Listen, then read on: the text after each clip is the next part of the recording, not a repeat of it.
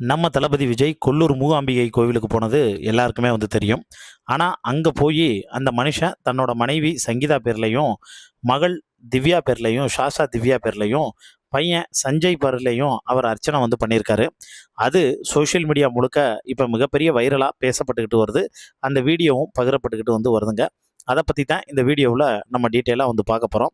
அதுக்கு முன்னால் நம்ம சேனலை சப்ஸ்கிரைப் பண்ணாமல் இருந்தீங்கன்னா மறக்காமல் சப்ஸ்கிரைப் பண்ணிக்கோங்க.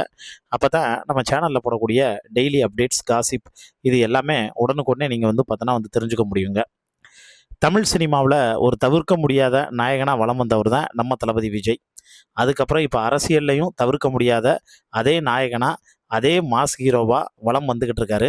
யாரெல்லாம் இந்த மனுஷனை விமர்சனம் பண்ணாங்களோ அவங்க எல்லாருமே இப்போ கொத்து கொத்தாக கட்சியை காலி பண்ணிவிட்டு இவர்கிட்ட பார்த்தீங்கன்னா ஜாயின் பண்ண ஆரம்பிச்சிட்டாங்க. எதிர்கட்சியில் இருக்கக்கூடிய இவர் ஸ்டாலின் பார்த்தோன்னா சொல்லும்போது வாரம் சனிக்கிழமை ஆச்சு அப்படின்னா பர்ச்சேஸ் பண்ண ஆரம்பிக்கிறாரு. யாரை? அதிமுகவில் இருக்கக்கூடிய எம்எல்ஏவை பர்ச்சேஸ் பண்ண ஆரம்பிக்கிறாரு அப்படிங்கிற மாதிரிலாம் பார்த்தோன்னா பேசியிருந்தாங்க. இப்போ என்னென்னா, கொல்லூர் மூகாம்பிகை அம்மன் கோவிலுக்கு போய் அங்கே தரிசனம் முடிச்சுட்டு முதலமைச்சர் விஜய் தமிழ்நாட்டுக்கு பார்த்தோன்னா புறப்பட்டு வந்துட்டார். எல்லாருக்குமே தெரியும். அதில் அவர் டெல்லியில் பிரதமர் மோடி தலைமையில் நடந்த நிதி ஆயோக் கூட்டத்தில் பங்கேற்றாப்புல ரொம்ப சைலண்ட்டாக எல்லாத்தையும் அப்சர்வ் பண்ணிகிட்டு இருந்தார். அதுக்கப்புறமா டெல்லியிலேருந்து பார்த்தீங்கன்னா நைட்டு தங்கிட்டு கர்நாடக மாநிலம் உடுப்பில் இருக்கக்கூடிய பிரசித்தி பெற்ற கொல்லூர் மூகாம்பிகை கோவிலுக்கு பார்த்தோன்னா போனார். இதுக்காக டெல்லியிலேருந்து தனி விமானம் மூலியமாக மங்களூருக்கு வந்தார்.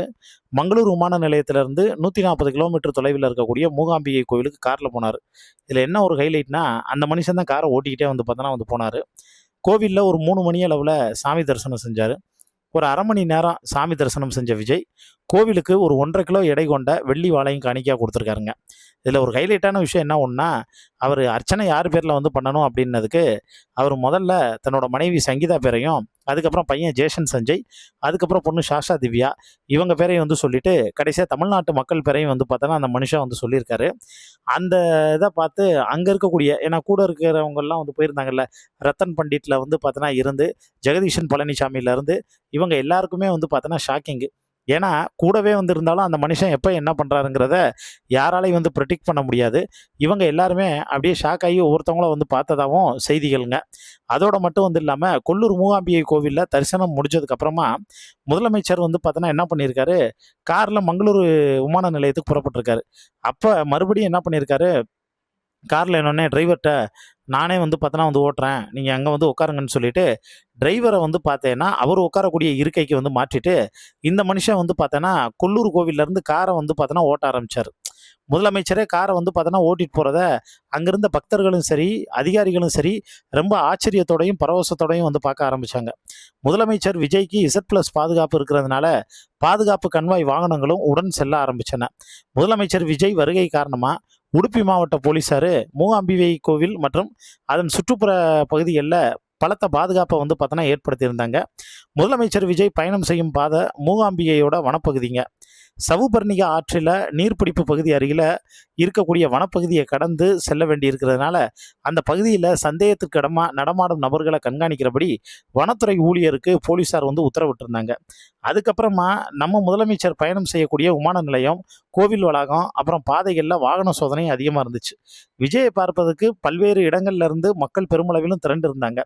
இது எல்லாம் ஒரு பக்கம் இருக்கக்கூடிய சூழ்நிலையில் இந்த ஜூன் 15, அதாவது நாளைக்கு பார்த்தோன்னா கோர்ட்டில் இவங்களுக்கு வழக்கு ஹியரிங், 2வது ஹியரிங் இருக்குது. 2 பேருமே வீடியோ கான்ஃபரன்ஸ் மூலியமாக ஆகுறாங்க. பல பேர் பார்த்தோன்னா நம்ம தகுந்த வட்டாரங்களில் சொன்னது 2 பேரும் சேர்றதுக்கான வாய்ப்புகள் கிடையாது. அவங்க 2 பேருமே அவங்களோட முடிவில் பார்த்தீங்கன்னா தெளிவாக வந்திருக்காங்க அப்படின்னு சொன்னாங்க, எது பிரிகிறதுக்கு. ஆனால் நேற்று நீங்கள் டெல்லியில் பார்த்தீங்க அப்படின்னா ஒரு வீடியோ ஒன்று வைரல் ஆச்சு. அதாவது டைவர்ஸ் பார்த்தோன்னா தீர்ப்பு கொடுத்துட்டாங்க. டைவர்ஸ் தீர்ப்பு கொடுத்து கோர்ட்டு வளாகத்தில் வச்சே அந்த பொண்ணு அந்த டைவர்ஸ் பேப்பர் எல்லாத்தையும் கிழிச்சு போட்டு கணவனை பார்த்தோன்னா கட்டி அணைச்சு இந்த டைவர்ஸ் வேண்டாம்னு மறுபடியும் வாழ்க்கையை ஸ்டார்ட் பண்ண ஆரம்பித்தாங்க. கிட்டத்தட்ட தலைவன் தலைவிலையும் பார்த்தோன்னா அப்படி தான். இப்போ இவங்களுக்குள்ள அந்த ஏற்படக்கூடிய அந்த பிரிவு முழுக்க முழுக்க ஒரு ஈகோனால பார்த்தோன்னா பிரியக்கூடிய பிரிவு தானே ஒழிய அவங்க 2 பேருக்குள்ளேயுமே இன்னும் அந்த அந்யோன்யமும் அந்த லவ்வும் பார்த்தோன்னா இருந்துக்கிட்டே தான் வந்திருக்கு.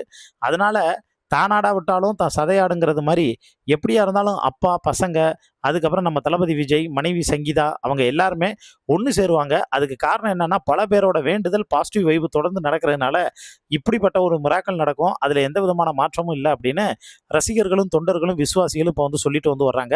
இதை பற்றி உங்களுக்கு தோணக்கூடிய கருத்துக்களை மறக்காமல் கீழே இருக்கக்கூடிய கமெண்ட் பாக்ஸில் மென்ஷன் பண்ணுங்க.